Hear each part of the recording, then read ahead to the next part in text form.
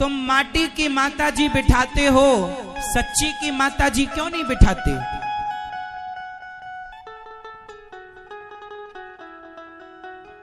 माटी की माता जी को माता जी कहते हो और सच्ची की माता जी को घर से निकाल देते हो, अपमानित कर देते हो।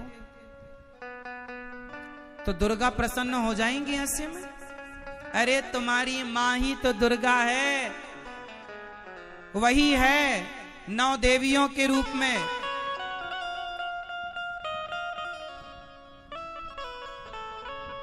दुर्गा मैया के हाथ कितने हैं? जल्दी से बताओ।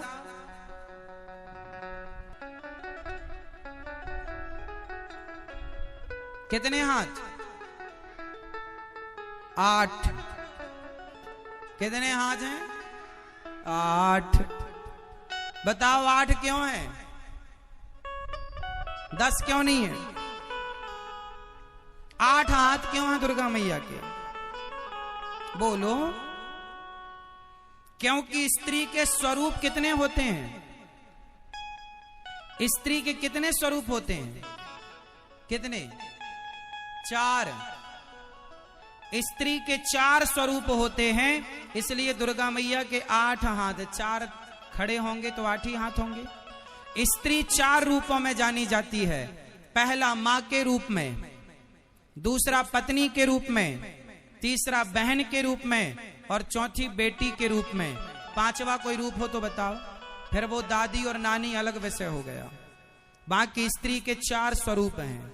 मां का रूप, पत्नी का रूप, बेटी और बहन। 4 हो गए।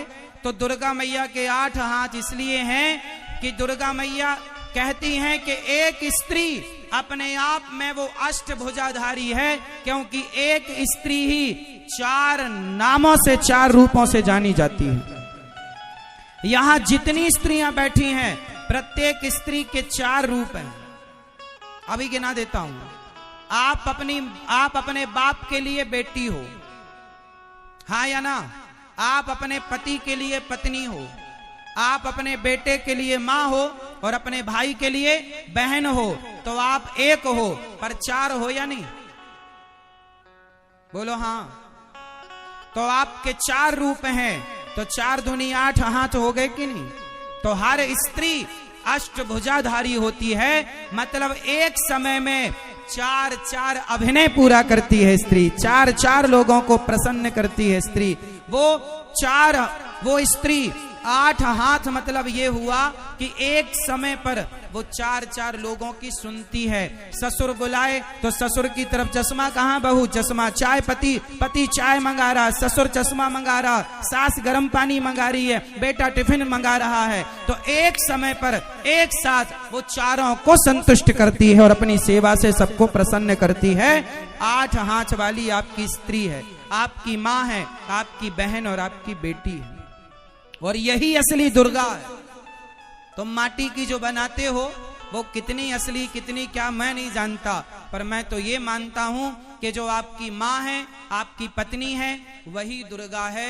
उस नारी का सम्मान इतना करो कि दुर्गा माँ प्रसन्न हो जाए आपसे। उसकी इज्जत करो, उसका सम्मान करो, उसको प्रसन्न रखो। घर में मैया प्यासी तड़प रही है और बेटा जय माता दी रटे जा रहा है।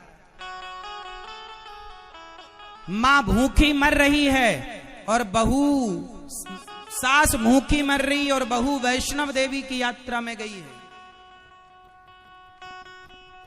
हाँ या ना? इसलिए बड़े बड़े ज्ञानी कहते हैं माँ का रुतबा सबसे ऊंचा माही मंदिर। सनावत में कितनी माता जी रखी जाती हैं? 100, अधिक से अधिक 100। आप लोग 50 कह रहे हैं, 50 में अपनी तरफ से कहीं छूट ना जाए इसलिए 50 और। तो सनावत शहर में 100 माता जी रखी जाती हैं पूरे शहर में। लेकिन गौरी गोपाल आश्रम में एक छोटी सी जगह में 272 माताएं रखी जाती हैं। 272 माएं, और आप अपनी जो माताएं रखते हो वो केवल 9 दिन के लिए। हमारे यहाँ तो गौरी गोपाल आश्रम में जो माता आ गई, बेटे ने निकाल दिया घर से, तो आजीवन अब उनकी अंतिम सांस तक उन्हें वहीं रखा जाएगा।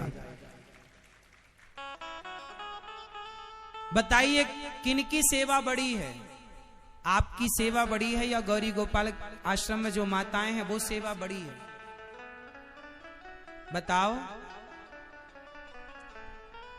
आपकी मां सिर्फ 9 दिन के लिए आती है, आपके अंदर श्रद्धा 9 दिन के लिए उफान मारती है।